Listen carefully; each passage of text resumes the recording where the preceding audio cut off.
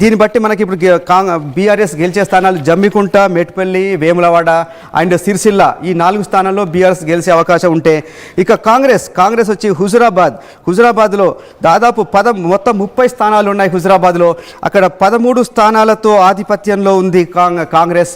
అయితే హుజురాబాద్ కూడా కౌశిక్ రెడ్డి ఏరియాలోకి వస్తుంది. అక్కడ చాలా టఫ్ కాంపిటీషన్ ఉంది. బీఆర్ఎస్ తన బలాన్ని 10 నుంచి, అంటే ముందు మనకు ప్రీ పోల్ సర్వేలో 10 అనుకున్నాం, 10గా తేలింది. కానీ ఎగ్జిట్ పోల్స్లో వాళ్ళైతే బీఆర్ఎస్ చేసిన ప్రయత్నాల వల్ల వాళ్ళ బలం దాదాపు మరో 2 స్థానాలు గెలిచే అవకాశం కనిపిస్తుంది. బీజేపీ 3 స్థానాలు, ఇతరులు 2 స్థానాలు అనుకున్నప్పుడు మొత్తం మీద ఇప్పుడు లీడ్ చూస్తే 1 స్థానంతో కాంగ్రెస్ లీడ్లో కనిపిస్తోంది హుజురాబాద్లో. ఆ తర్వాత మంత్రి దుద్దిల్ల శ్రీధర్ బాబు ఏరియా, ఇక్కడ మొత్తం 13 స్థానాలుంటే 6 స్థానాలతో కాంగ్రెస్ ముందంజలో ఉంది. బీఆర్ఎస్ 4 స్థానాలు, బీజేపీ 1 సీటు గెలిచే అవకాశం ఉంది. ఆ తర్వాత చూస్తే సుల్తానాబాద్లో మొత్తం 15 స్థానాలుంటే కాంగ్రెస్ 8 స్థానాలు, అంటే మ్యాజిక్ మార్క్ దాటే అవకాశం కనిపిస్తుంది. బీఆర్ఎస్ 5, బీజేపీ ముందు 2 అనుకున్నాం బీజేపీ బలం, కానీ బీజేపీ బలం 1కి పడిపోయే పరిస్థితి కనిపిస్తోంది. ఆ తర్వాత చూస్తే ఏఐఎఫ్బి, ఆల్ ఇండియా ఫార్వర్డ్ బ్లాక్ 1 స్థానం గెలుచుకుంటే మొత్తానికి మ్యాజిక్ ఫిగర్ దాటి కాంగ్రెస్ సుల్తానాబాద్ను కూడా కైవసం చేసుకునే పరిస్థితి కనిపిస్తుంది. ఆ తర్వాత చూస్తే పెద్దపల్లిలో మొత్తం 36 స్థానాలుంటే 24 స్థానాలు హైయెస్ట్ మెజారిటీతో కాంగ్రెస్ ఇక్కడ విజయం సాధించబోతుంది. అక్కడ బీఆర్ఎస్ బలం కేవలం 4కే పరిమితమయ్యే అవకాశం ఉంది. బీజేపీ 2 అండ్ ఆల్ ఇండియా ఫార్వర్డ్ బ్లాక్ 5 నుంచి 6 స్థానాల్లో గెలిచే అవకాశం కనిపిస్తోంది మనోజ్. ఆ తర్వాత చూస్తే జగిత్యాల కూడా చాలా ఇంపార్టెంట్, చాలా పెద్ద మున్సిపాలిటీ. దాదాపు 50 స్థానాలు ఉన్నాయి, ఇక్కడ 50 వార్డులు ఉన్నాయి. ఇక్కడ 50% మార్కుని కాంగ్రెస్ దాటే పరిస్థితి కనిపిస్తుంది. 26 స్థానాల్లో కాంగ్రెస్ విజయం సాధించే పరిస్థితి ఉంది. అక్కడ బీజేపీ కేవలం 8 స్థానాలకే పరిమితం అవుతుంది. బీఆర్ఎస్ కూడా కేవలం 6 స్థానాలకే పరిమితం అవుతుంది. మరొక స్థానం ధర్మపురిలో మొత్తం 15 స్థానాలు ఉంటే కాంగ్రెస్ చాలా స్పష్టమైన ఆధిక్యత 10 స్థానాల్లో గెలిచి ధర్మపురి మున్సిపాలిటీని కైవసం చేసుకునే పరిస్థితి ఉంది. చొప్పదండిలో కూడా అంతే, 14 స్థానాలు, మొత్తం 14 వార్డులు ఉంటే కాంగ్రెస్ అక్కడ 6 స్థానాల్లో గెలిచే అవకాశం ఉంది. ఇక్కడ కూడా చాలా ఇంట్రెస్టింగ్ పాయింట్ ఉంది మనోజ్. మనం ముందు చేసిన ప్రీ పోల్ సర్వేలో కాంగ్రెస్ అక్కడ 10 స్థానాలు గెలుచుకుంటుందని మనకు రిపోర్ట్ వచ్చింది. కానీ ఎగ్జిట్ పోల్ తర్వాత చూస్తే అక్కడ కాంగ్రెస్ బలం 10 నుంచి 6కు పడిపోయింది.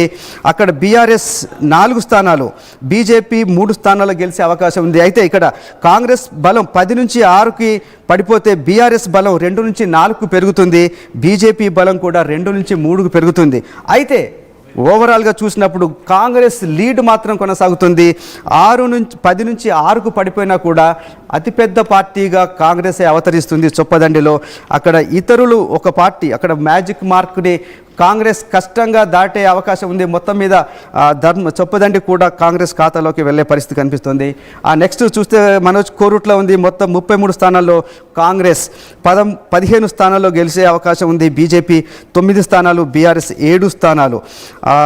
ఆ తర్వాత హుస్నాబాద్లో కూడా అది మంత్రి పొన్నం ప్రభాకర్ ఏరియా.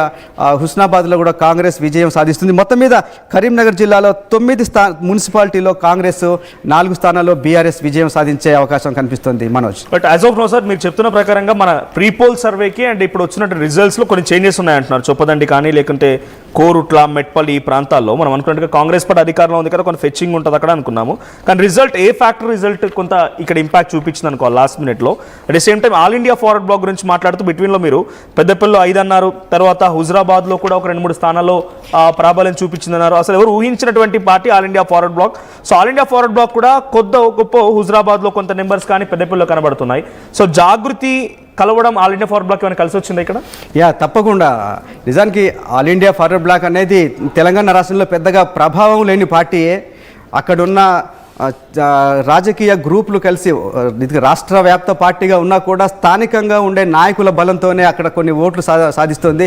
ఈసారి చాలా ఇంట్రెస్టింగ్గా కవిత ఒక పొలిటికల్ పార్టీగా ఇంకా ఒక రిజిస్టర్ కాకపోయినా, ఒక పార్టీ లేకపోయినా ఆల్ ఇండియా ఫార్వర్డ్ బ్లాక్ సీట్ ఏదైతే సింహం గుర్తుంది ఆల్ ఇండియా ఫార్వర్డ్ బ్లాక్కి, ఆ గుర్తు మీద కవితకు సంబంధించిన పార్టీ నాయకులు తెలంగాణ జాగృతి ఏదైతే ఉందో ఆ పార్టీ నాయకులు ఆల్ ఇండియా ఫార్వర్డ్ బ్లాక్ టికెట్ మీద గెలవటం అనేది చాలా స్పష్టంగా కనిపిస్తుంది.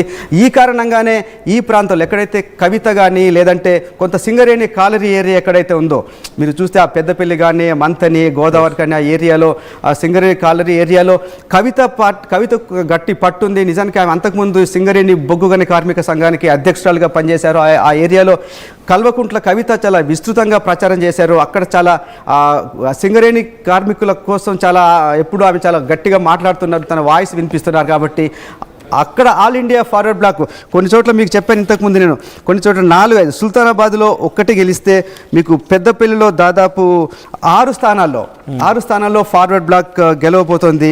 అట్లాగే ఇంకా ఈ కరీంనగర్ జిల్లాకు సంబంధించి కొన్ని చోట్ల ఈ ఆల్ ఇండియా ఫార్వర్డ్ బ్లాక్ ఈ 5-6 స్థానాలు రావడానికి ప్రధాన కారణం తెలంగాణ జాగృతి అధ్యక్షురాలు ఏవైతే కల్వకుంట్ల కవితకు సంబంధించిన పార్టీ నాయకులు ఈ ఆల్ ఇండియా ఫార్వర్డ్ బ్లాక్ టికెట్ పైన పోటీ చేయడం ద్వారా